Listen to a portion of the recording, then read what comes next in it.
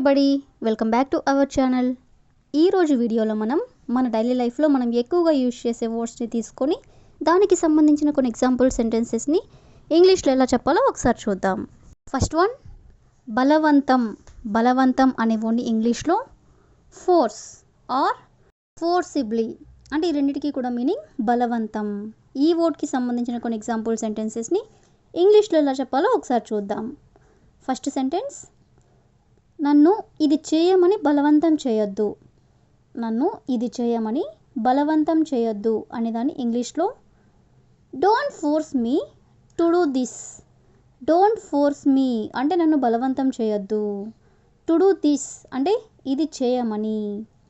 Next one, వాళ్ళు అతనితో బలవంతంగా క్షమాపణ చెప్పించారు. వాళ్ళు అతనితో బలవంతంగా క్షమాపణ చెప్పించారు. దీని ఇంగ్లీష్లో they forced him to అపోలైజ్.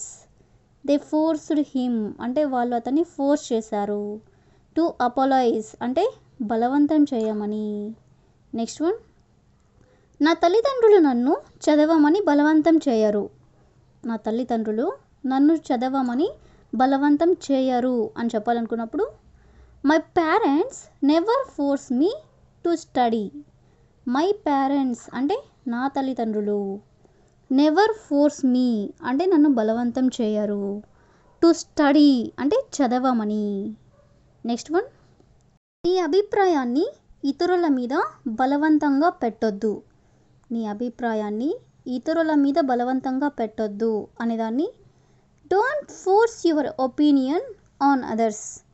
Don't force your opinion on others అంటే నీ అభిప్రాయాన్ని ఇతరుల మీద బలవంతంగా పెట్టొద్దు. నెక్స్ట్ వన్, ఆమెను ఉద్యోగం వదిలేయమని బలవంతం చేశారు. ఆమెని ఉద్యోగం వదిలేయమని బలవంతం చేశారు అనేదాన్ని she was forced to leave the job. She was forced అంటే ఆమెను బలవంతం చేశారు.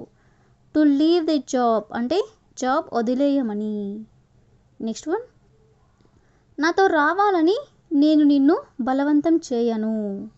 నాతో రావాలని నేను నిన్ను బలవంతం చేయను అని చెప్పాలనుకున్నప్పుడు I will not force you to come with me.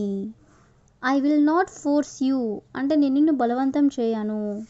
To come with మీ అంటే నువ్వు నాతో రావాలని. సో ఈ విధంగా మనం బలవంతం అనే వర్డ్కి సంబంధించిన కొన్ని ఎగ్జాంపుల్ సెంటెన్సెస్ని ఇంగ్లీష్లో ఎలా చెప్పాలో తెలుసుకున్నాం కదా. నెక్స్ట్ వన్ చూడండి, ఖచ్చితంగా. ఖచ్చితంగా అనే వర్డ్ని ఇంగ్లీష్లో definitely or certainly or surely అంటే మూడిటికి కూడా ఖచ్చితంగా అనే మీనింగ్ వస్తుందన్నమాట. సో ఈ వర్డ్కి సంబంధించిన కొన్ని ఎగ్జాంపుల్ సెంటెన్సెస్ని ఇంగ్లీష్లో ఎలా చెప్పాలో ఒకసారి చూద్దాం. ఫస్ట్ సెంటెన్స్, నేను రేపు ఖచ్చితంగా వస్తాను. నేను రేపు ఖచ్చితంగా వస్తాను అనేదాన్ని I will definitely come tomorrow. I will definitely come tomorrow అంటే నేను రేపు ఖచ్చితంగా వస్తాను. నెక్స్ట్ వన్, ఈ పాఠం నీకు ఖచ్చితంగా అర్థమవుతుంది. ఈ పాఠం నీకు ఖచ్చితంగా అర్థమవుతుంది అనేదాన్ని you will definitely understand this lesson. You will definitely understand this lesson అంటే ఈ పాఠం నీకు ఖచ్చితంగా అర్థమవుతుంది. నెక్స్ట్ వన్, నేను తర్వాత ఖచ్చితంగా నీకు కాల్ చేస్తాను. నేను తర్వాత ఖచ్చితంగా నీకు కాల్ చేస్తాను అనేదాన్ని I will definitely call you later. I will definitely call you later అంటే నేను తర్వాత నీకు ఖచ్చితంగా కాల్ చేస్తాను. నెక్స్ట్ వన్, ఇది నీకు ఖచ్చితంగా ఉపయోగపడుతుంది అంటే యూజ్ అవుతుంది అని చెప్పాలనుకున్నప్పుడు this will definitely help you. This will definitely help you అంటే నీకు ఖచ్చితంగా ఉపయోగపడుతుంది. నెక్స్ట్ వన్, నేను ఖచ్చితంగా నా బెస్ట్ ట్రై చేస్తాను. నేను ఖచ్చితంగా నా బెస్ట్ ట్రై చేస్తాను అనేదాన్ని I will definitely try my best. I will definitely try my best అంటే నేను ఖచ్చితంగా నా బెస్ట్ని నేను ట్రై చేస్తాను అని. నెక్స్ట్ వన్, అతను నీకు ఖచ్చితంగా సహాయం చేస్తాడు. అతను నీకు ఖచ్చితంగా సహాయం చేస్తాడు అనేదాన్ని he will definitely help you. He will definitely help you అంటే అతను నీకు ఖచ్చితంగా హెల్ప్ చేస్తాడు. లాస్ట్ వన్, నేను ఈ సినిమా ఖచ్చితంగా చూస్తాను. నేను ఈ సినిమా ఖచ్చితంగా చూస్తాను అనేదాన్ని I will definitely watch this movie. I will definitely watch అంటే నేను ఖచ్చితంగా చూస్తాను. దిస్ మూవీ అంటే ఈ సినిమా. సో ఈ విధంగా మనం ఖచ్చితంగా అనే వర్డ్ని యూజ్ చేసుకొని దానికి సంబంధించిన కొన్ని ఎగ్జాంపుల్ సెంటెన్సెస్ని ఇంగ్లీష్లో ఎలా చెప్పాలో తెలుసుకున్నాం కదా. నెక్స్ట్ వన్ చూడండి. ఎదురుగా. ఎదురుగా అనే వర్డ్ని ఇంగ్లీష్లో ఇన్ ఫ్రంట్ ఆర్ ఆపోజిట్ అంటే ఎదురుగా. ఈ వర్డ్కి సంబంధించిన కొన్ని ఎగ్జాంపుల్ సెంటెన్సెస్ని ఇంగ్లీష్లో ఎలా చెప్పాలో ఒకసారి చూద్దాం. ఫస్ట్ సెంటెన్స్, అతను నా ఎదురుగా నిలబడ్డాడు. అతను నా ఎదురుగా నిలబడ్డాడు అనేదాన్ని he standing in front of me. He standing అంటే అతను నిలబడ్డాడు. ఇన్ ఫ్రంట్ ఆఫ్ మీ అంటే నా ఎదురుగా. నెక్స్ట్ వన్, మా ఇల్లు ఎదురుగా మా స్కూల్ ఉంది. మా ఇల్లు ఎదురుగా మా స్కూల్ ఉంది అనేదాన్ని my school is opposite to my house.